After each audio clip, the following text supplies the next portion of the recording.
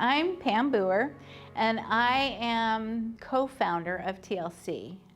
And from what I can remember, honestly, we started the TLC, Tender Loving Care, back in 1986, and we loved the name Tender Loving Care because we really did care. I remember when Trudy did approach me, especially thinking about starting TLC, Tender Loving Care, because it was a passion that she had that was so strong, and I loved that about her.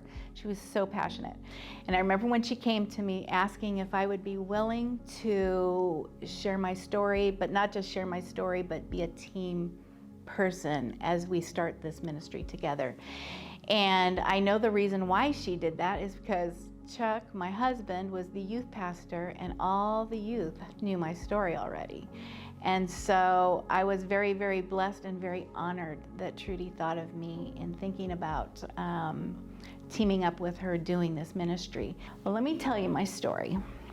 It is a high school girl and a high school boy met when they were 15 and 17.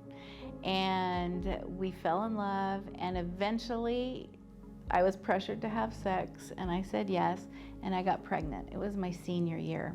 And both sets of parents got together and decided that I needed to have an abortion. So I remember when Chuck drove us, my mom and me, drove us to the clinic, and he dropped me off. I went in for the abortion, and I came out, I was a different girl. Chuck will even say that. The girl he dropped off is not the girl he picked up. I had a real hard time not feeling guilty. I couldn't take back the decision, so I knew what I had done was wrong, and I had to live with that. That was really, really hard. It was an amazing thing just hearing Trudy's heart and hearing her vision for what she wanted TLC to be. And it was truly to love on each and every woman that came through those doors. And it wasn't to pressure them to not have an abortion, but it was to give them the facts of what an abortion is. And that we still love them even if they made a decision to have an abortion, because we wanted to love them regardless, because you know what? God loves them too. I think what drove my mom, or our mom, really to start TLC was her love for women in general, and just a passion for people. And when I say women, it really doesn't just stop at women, because it's a love for the babies, and it's compassion for the men too, the dads in the situation. Lisa and I had talked about the fact that she came from a broken home, and I think that she was touched by when she was healed because of her relationship with God. It made her want to show that love to others and help them heal too. And it wasn't something personal that she had experienced. She just knew that she needed to, it was a need in our community. We didn't have something like this in Corona, and God had called her to do it, and she answered the call. Yeah, that was really, I think that was it right there. It was God had called her to do it, and she just strongly felt like if God told you to do something, you should do it. You know, when the Lord is calling you, you can't say no. I mean, I think we've all been there as believers. You try to, get away from him. Somehow he has a way of just putting this in the forefront. And I was at a retreat, a Crossroads retreat, and at the retreat, at the intermission, I had a woman come up to me and say, I've never told anybody this, but, and then she just broke down and started sharing her abortion experience with me. And I was blown away, because I had just prayed that day at that retreat on a rock out in the woods, Lord, show me if there's something more I can do. I was just blown away. Well, for me, the first time I heard about TLC was a personal meeting with Trudy Schmidt. And she described that she was forming a board, and I said, well, I can't be on a board for something like this. I'm a little too busy with a handful of kids and a career. But I put in a request to IBM Corporation for a donation for the start of the nonprofit, and they granted us $1,200. It wasn't a lot by today's standards, but it was enough to confirm this was a ministry worth moving forward with. So now a prominent businessman in Corona had also this desire to get a pro-life ministry going again in town. So he went to Riverside Life Services and asked the director there if she could get a bunch of people together that would get a center going in Corona. He would provide a building for them to operate out of. So in November 1997, about 20 of us got together at Riverside Life Services. They were having their board meeting at that same time and presented that to us. So Rich Richmond said, I'll take the leadership of this thing, and got the thing going. And so that was the transition. The next day, Riverside Life gave us 500 or 5,000? I thought it was 3,000. 3,000? $3,000 for a get started Seed money. seed money. And so on February 2nd, 1998, we opened our doors and had started Corona Life Services.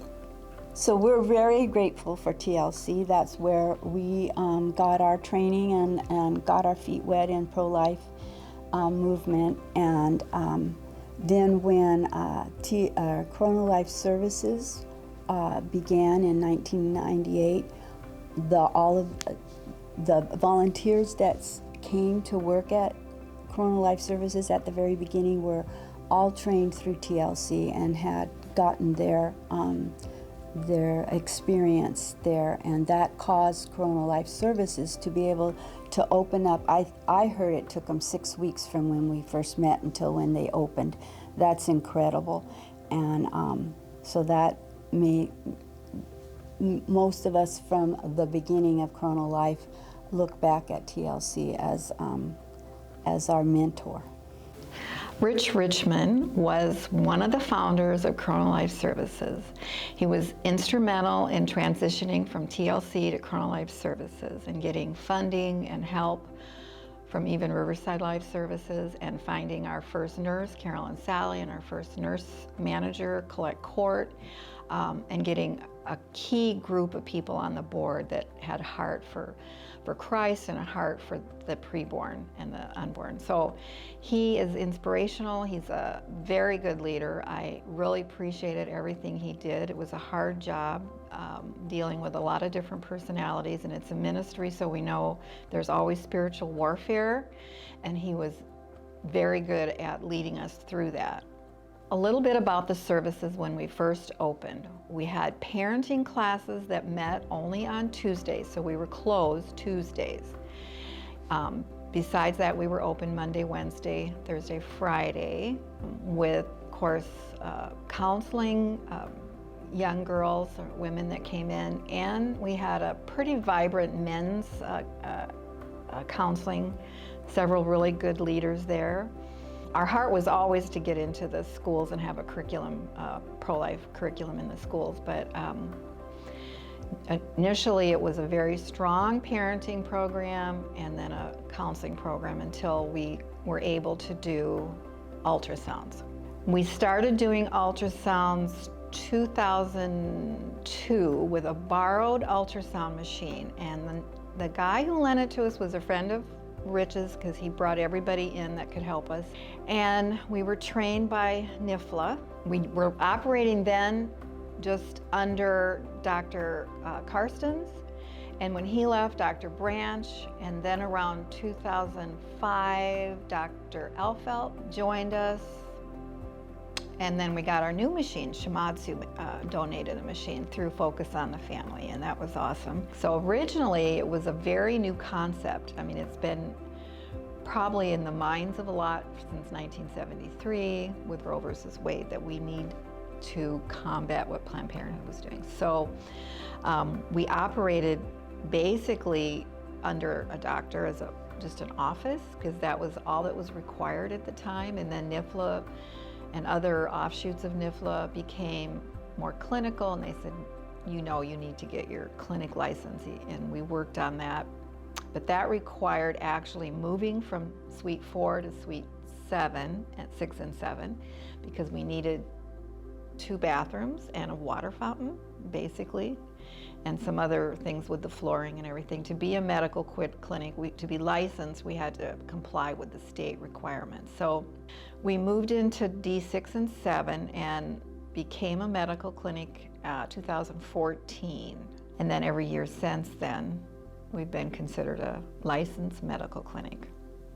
It has been really neat to see God move in His organization, just through the people, the clients that have come through. Obviously, this is the biggest thing, of course, and to see those changed lives and to see that. But I think even the people, the volunteers, the staff, the people that support this organization, everything about anything that touches it changes the lives of the people involved with it. When I think about what we do today at Corona Life Services, Zoe, and compared to the very beginning, I think even though we may have expanded greatly, we still do the same thing. We share the truth with women who are trying to decide if they want to carry this baby to term or not. We are encouraging and coming alongside the men to pick up the mantle of manhood and take on the challenge of raising their babies.